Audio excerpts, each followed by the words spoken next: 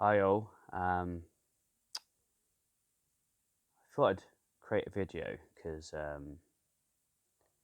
don't know. I feel this is important. I was speaking to someone today, uh, whose name I will not mention, um, and it's I've decided to do this because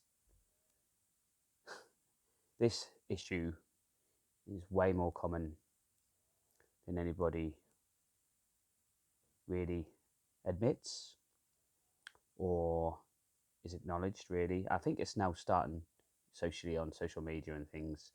People are now starting to awaken to this issue. Um, and this goes out to all the men on my social media. Not saying that you girlies are excluded either, but for reasons I'm going to go into, this is why this goes out to the guys. Um, when I turned 30, I had my very first anxiety attack.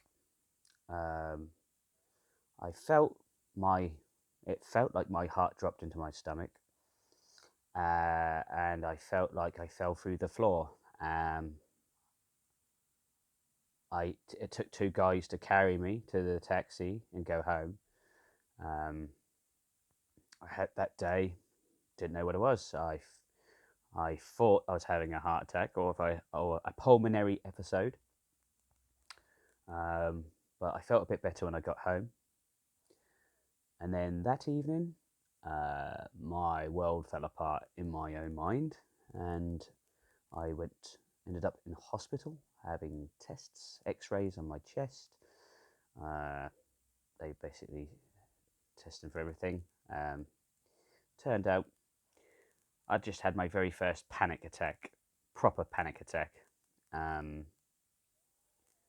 nothing, nothing you've gone through in the past really probably prepares you for what that feels like as a person. Doesn't feel like anything that you've had before, and because of the nature of an anxiety attack slash panic attack, um, you instantly think the worst thing anyway, because you're anxious. Um, your body reacts in such a way. Um, Basically, the physiological of symptoms, why things happen is your stomach stops getting supplied a good blood supply, because your body no longer needs to digest food, so you feel sick and you get a drop in your stomach. Your body starts making you breathe, opens um, all your your lungs, your air sacs and things. Your body starts making you use auxiliary muscles to breathe on top of your normal breathing muscles, uh, to take on more oxygen. So you hyperventilate. So your muscles can get more oxygen so that you can run. Um, Run from what? This is what I'm now about to talk about. Um, and you hyperventilate because all of a sudden you have this sudden whisk, whisk of energy, um, from all this extra aerobic, um, breathing that your body's doing, um, and then your body does nothing with it. So then your blood gases go out. Um, as I understand it, you have more oxygen than carbon dioxide in your body, so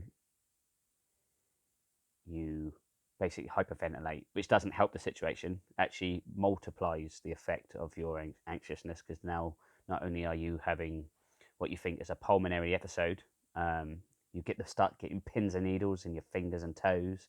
You start cramping up because your arms, your connections to your muscles, the signals that your brain sends no longer is doing what it's supposed to do, um, because the pH of your body goes out of order because of the difference in the gases. and so it's multiplied. So what I wanted to say first off is these things are perfectly normal for your body to do. The problem is uh, the reason why our bodies do them is no longer normal. Um, our body would have created these.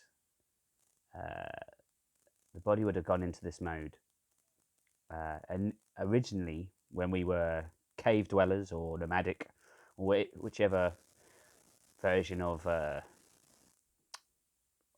evolution you want to believe, in the olden times, and now I not mean 1980 when people had spiky hair and wore torn leather jackets and stuff like that. I'm talking about when we were still following the herds and hunting and foraging.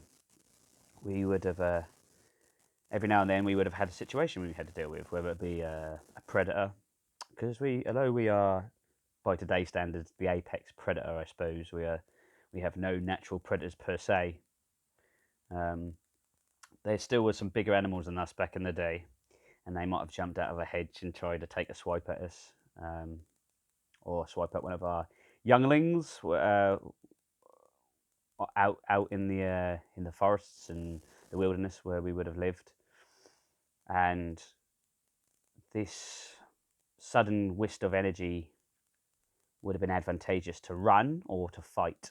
The fight or flight uh, response, as it is, um, and depending on uh, learned behaviours, because we would have learned to either fight or run, flight. We would have acted accordingly. The problem is we don't have a deep-seated knowledge of fight or flight anymore. Most of us, the most strenuous thing we have is possibly we had to run a couple of steps for a bus that was about to indicate to leave the stop because we almost didn't make it, or we had to stay an extra half an hour at work because donut number 2 didn't turn up for work, so we had to do their job. And our bodies don't distinguish between that stress and the stress we would have had hundreds of years ago. Um, so what happens is our body still produces that fight or flight situation, but we have nothing. Um, we have no reason for it. It has no basis in our modern lives, but it still happens, and because of that, we have these anxiety and panic disorders, which actually really aren't. They are actually the natural mechanisms our bodies have to compensate for the fact that we may need to react to a life-threatening situation. Um, I want to let you all know that that's perfectly normal, and there's nothing wrong with you, okay? Um, and it will get better, your situation. Uh, it takes time, and the realization and coming to terms with the fact that it's just a modern it's a modern problem that comes from an old world solution. So it was a solution to an old problem, but now is a modern problem because we don't have the old issue anymore. Um, Usually with anxiety and panic disorder, what comes with it is depression, um, just because they seem to follow each other. Um, Sometimes the anxiety and panic disorder comes out of the depression because we do unhealthy things in our lives that we shouldn't do, or we don't do the sleep pattern we should be doing, and then the brain chemicals, the good sleep chemicals that our body so sorely needs, don't get replenished by the sleep that we so sorely need, and then that helps to create the problem. in which case you'll probably find you'll be prescribed by your doctor some tablets of some type, like it'll be like SSRIs or some other form of um, sort of manufactured version of a brain chemical to take, which will help um, fill the gaps in your lost sleep pattern and so forth. You then will find sometimes that what you do is all you do is sleep. You'll 7 o'clock, 8 o'clock in the evening will come, and you'll be like, God, I've got to go to sleep. I can't stay awake, and that's your body trying to tell you this is what you've got to do now.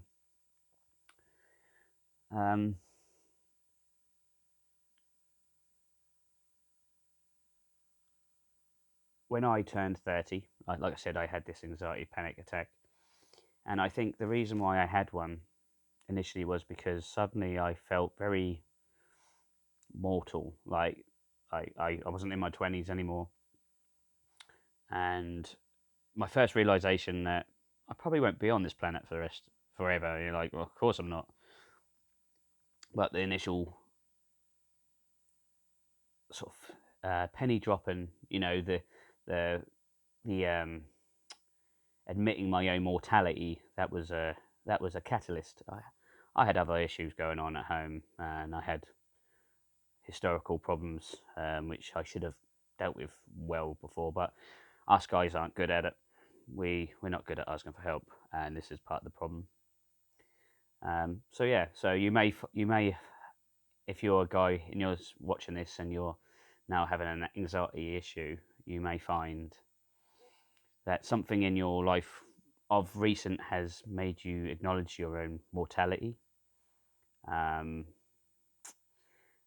it's a fact of life, is death, and um, and the fact that we're not always as strong or as powerful as we would like to be, especially if we've now got a life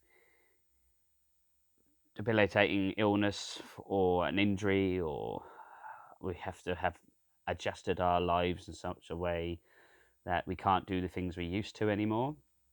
You may find that this is a Kickstarter for um, the attacks, the panic disorder. Things I noticed, or things which I realise now were an indicator, which you can or cannot tick off on your list of things that you may be able to relate to. Is anything that was creative in my life, reading a book, doing my art, music, even listening to music. None of it. I did none of it anymore. I played computer games. I watched TV. That was it. That was my whole existence. And what I came to the conclusion is, and that's something obviously I've read on, is the depression and the anxiety disorder. A big part of it is our imagination malfunctions. It doesn't work the way it's supposed to anymore. The way our body perceives things, the way we make mental images, even the way we perceive people around us, the way we acknowledge what they say, they have different meaning all of a sudden, and it comes down to the fact um, that this malfunction happens. So you may find in your personal life, like if you're a reader, like all of a sudden you haven't touched that book for 6 weeks. It's been sitting on the same page. You have no need. You might not be doing your music or your art. It's a good indicator that's what's happened to you if you're having these anxiety disorders, and you may be able to relate. I know so many men. I have spoken to so many men now that have gone through this, and what I want you all to know is you're not on your own, okay? And don't isolate yourself either. Like if you've got family, if you've got friends, if they're good, reach out to them, and if they are good, they will reach back out to you. Um, the anxiety, panic disorders, and depression are as part of the of what they do, and I think it's a very evil thing that it does do. Um, and I'm sure there's a reason why it does it. If we looked into it more, I'm sure there's a text on it somewhere. Is it makes us feel on our own. It makes you feel like you're the only one going through it. It makes you feel like no one can help you, and that you're in a little box in a room, and that's it. But what I found after the initial bout of panic attacks I had was after talking to a few guys, um, especially guys, is suddenly I felt, blimey, this guy's gone through it, and that guy's gone through it, and oh, this guy's going through it too, and he's on what tablets for it? And I suddenly realised, oh, I'm not on my own, and this is perfectly um, statistically a thing that happens to lots of men. But obviously, because we're the big, strong men, we don't want to admit that we have a problem. Uh, yeah, and it shouldn't be that case. We should be able to talk to each other, and we should be able to chew the fat, so to speak, and work through this shit together. And I want you all to know, it's perfectly normal. Um, if any of you are going through anything, go into my DM box now. Talk to me. I say you're not on your own, and there's plenty of people you can talk to. While we're on the subject, for my as part of my anxiety disorder, I used to have flashbacks. Um, I was the victim of an abuser sexually, and I had a historical case, and it was a mess. And I ended up having EMDR therapy. Okay, and I had a therapist as well, and I wish I'd have done that years before. And I sat in that room, and I'm not going to lie to you, there was a couple of days where I bawled my eyes out. Um, yeah, EMDR, eye movement desensitization reprogramming, or something like that. When I had it, it was experimental, and it actually wasn't recognised as an actual proper treatment. And now it's the staple, and I can tell you it works. And get yourself in there. All right, get yourself booked in, speak to somebody, get the help. Okay, do not sit there and shrug it off and think they won't help. Yes, they might not be available right away. In some cases, there's a bloody long wait list, and yeah, I think some of the waiting lists are disgusting. But hold in there and get the help. Um, there's plenty of help.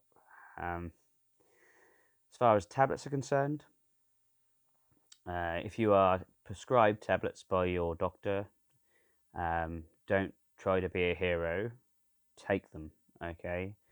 Um, the tablets are not a solution to your problem, okay? Okay, I said that right. I didn't actually stutter there. The tablets are not a solution to your problem, okay? This is my analogy of tablets. I've said it before on social media, and I will say it now verbally. Imagine you are at sea and you can see the shore. You are drowning, though. You can't swim, you're just drowning. The tablets are like a flotation device or a piece of driftwood that's just come to your aid just at the right time. Right, you grab the driftwood, you grab the tablets, i.e., take them. When you take the tablets, you're no longer drowning. You have the driftwood, you're now on the driftwood, you're no longer drowning. You can see the shore. You don't know how to swim yet, but now you're no longer drowning. So now you're looking at the shore and you're floating. Now you have time to figure out how to swim. Now you can figure out how to swim and get back to shore. And that's what the tablets do, in my opinion.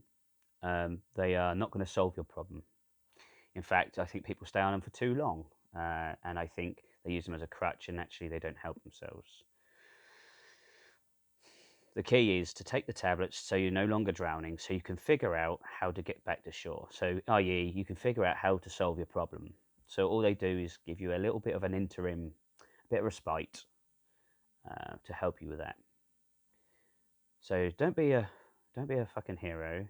Okay, take the fucking tablets. Okay, and take them.